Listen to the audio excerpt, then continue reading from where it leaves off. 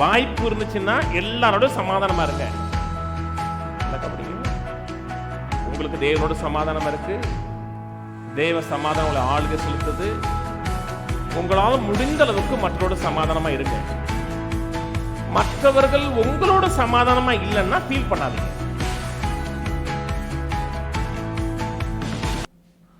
உங்களை துன்பப்படுத்துகிறவர்களை ஆசீர்வதியுங்கள். ஆசீர்வதிக்கிறதே என்று சபியாதிருங்கள். இது மாம்சத்தில் நடந்தோம்னா அது சான்ஸே கிடையாது. உங்களை துன்பப்படுத்தணும்னா திரும்பி துன்பப்படுத்தணும்னா நிம்மதியா இருக்கும் இல்லையா?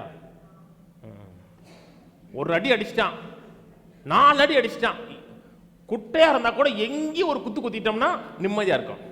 ஏன்னா திருப்பி ஒரு அடியை போட்டோம்ல. அது மாம்சம். உங்களை துன்பப்படுத்துகிறவர்களை ஆசீர்வதிங்கள். ஆசீர்வதிக்கிறது என்றே சபிக்காதீங்கள். அதாவது ஒருத்தவங்க துன்பப்படுத்துறான், திரும்பி துன்பப்படுத்தாதீங்க. உங்களை சபிச்சா கூட திரும்பி சபிக்காதீங்க. Golden rule. ஏசு ஒரு கோல்டன் ரூல் சொன்னார். மற்றவர்கள் உங்களுக்கு என்ன செய்யணும்னு நினைக்கிறீங்களோ அதையே நீங்க அவங்களுக்கு செய்யுங்கனாரு. மற்றவன் சபிக்கிறானா, அவன் உங்களை ஆசீர்வதித்தானே விரும்புறான், அவனை ஆசீர்வதிச்சுட்டு போங்க. அவன் சபிக்கிறான், சபிக்காம இருப்பான், அது அவனுக்கும் அவனுடைய சாமிக்கும் உள்ள வேலை. என்னுடைய சாமி சொல்லியிருக்கிறாரு, நான் யாருமே தீமை நினைக்கக்கூடாது, சாபம் பண்ணக்கூடாது. கீழே வாசிப்போம். 15. சந்தோஷப்படுறதுடனே சந்தோஷப்படுங்கள், அழுகிறதுடனே அழுங்கன்னா அவனுடைய ஃபீலிங்கே ஷேர் பண்ணிங்க. ஒருவரோடு ஒருவர் ஏக சிந்தை உள்ளவர்களாக இருங்கள். மேட்டிமையானவர்களை சிந்தியாமல் தாழ்மையானவர்களுக்கு இணங்குங்கள். உங்களையே புத்திமான்கள் என்று எண்ணாதிருங்கள். ஒருவனுக்கும் தீமைக்கு தீமை செய்யாதிருங்கள். எல்லா மனுஷருக்கும் முன்பாகவும் யோக்கியமானதை செய்ய நாடுங்கள். கூடுமானால் உங்களால் மட்டும் எல்லா மனுஷரோடும் சமாதானமாக இருங்கள். பிரியமானவர்களே, பழிவாங்குதல் எனக்குரியது, நானே பதில் செய்வேன் என்று கர்த்தர் சொல்லுகிறார் என்று எழுதியிருக்கிறபடியால் நீ பழி வாங்காமல் கோபாக்கினைக்கே இடம் கொடுங்க. யாரையும் பழி வாங்காதீங்க. கூடுமானால் உங்களால் மட்டும் எல்லா மனுஷரோடும் சமாதானமா இருங்க. கூடுமானம்னா இஃப் இட் இஸ் பாசிபிள் என்று போட்டிருக்கு. வாய்ப்பு இருந்துச்சுன்னா எல்லாரோட சமாதானமா இருங்க. நல்லா கபடிங்க. உங்களுக்கு தேவனோட சமாதானம் இருக்கு.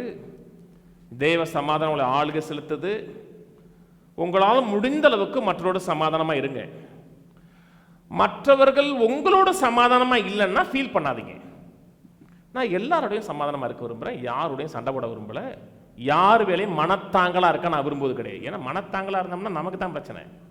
யாருடைய சண்டையோ சச்சரவோ பிரிவினையோ இருக்க நான் விரும்புவது கிடையாது. நான் எல்லாரையும் நேசிக்கிறேன், எல்லாரோடையும் பழக விரும்புகிறேன். இந்த டீச்சருக்கு விரோதமாக பேசுவாங்க தெரியுமா, அவங்களே நான் நேசிப்பேன். அவங்களுக்கு உதவினா பேசுவேன், உதவி செய்வேன். அவங்க என்னை ஏற்றுக்க மாட்டாங்க, ஆனால் நான் அவங்கள ஏற்றுக்குவேன். நான் சொன்னது புரியுதுங்களா?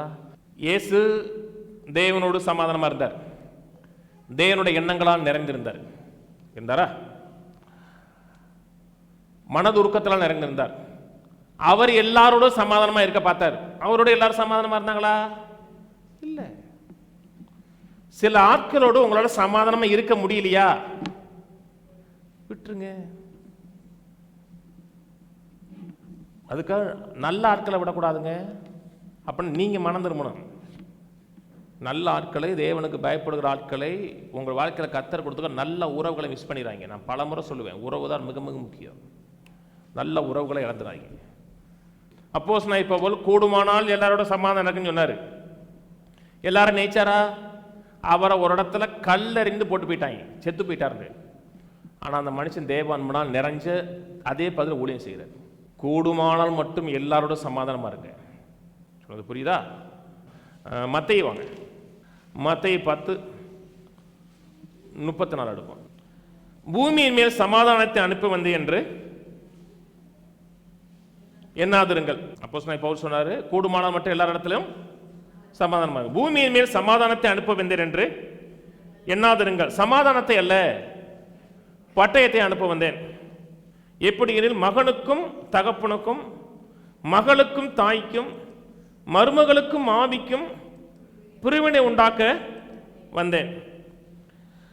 ஒரு மனுஷனுக்கு சத்துருக்கள் அவன் வீட்டாரே மேல போடு, பூமியின் மேல் சமாதானத்தை அனுப்ப வந்தேன் என்று எண்ணாதுங்க. சமாதானத்தை கொண்டு வரல, பட்டயத்தை கொண்டு வந்தேன்.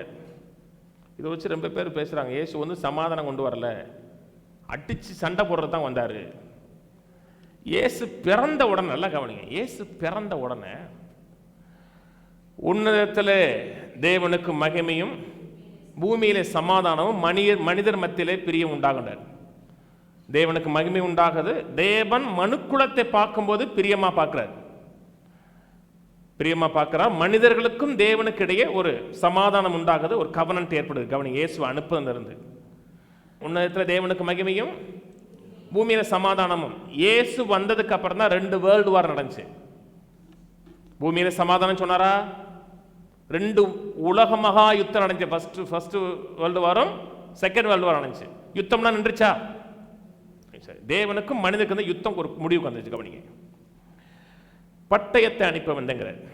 பூமியின் மேல் சமாதானத்தை அனுப்ப வந்தேன் என்று எண்ணாதிருங்கள். சமாதானத்தை அல்ல, பட்டயத்தை அனுப்பு. பட்டயம்னா செப்பரேட் பண்ணும்.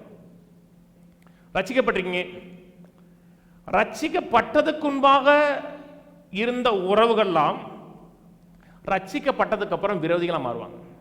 நீங்க ஆண்டவரை ஏற்றுக்கொண்டீங்கன்னா அந்த வீட்டில் பிரச்சனை உண்டாகும். ஏன் உண்டாகுதுன்னா, நீங்க வெளிச்சம், அது இருளா இருக்கு, உங்களை செப்பரேட் பண்றாங்க. குடும்ப உறவை மீற முடியாது. மற்றவன் ஆண்டவரை ஏற்றுக்கொண்டது நிமித்தம் உங்களை புறக்கணிக்கிறானா, கூடுமான மட்டும் சமாதானமா இருங்க, இல்லையா விட்டுட்டு வந்துருங்க. மிகப்பெரிய உறவு என்னங்க? ஆண்டவருக்கு நமக்கு இருக்க உறவு தாங்க. முடிந்த அளவுக்கு எல்லாரோட சமாதானமா இருங்க. சில ஆட்கள் உங்களை நாசமாக்கணும்னு நினைச்சான்னா, நீங்க நல்லா இருங்க பாஸ் அப்படின்னு ஒதுங்கி உங்க சமாதானத்தை இழந்துடாதீங்க.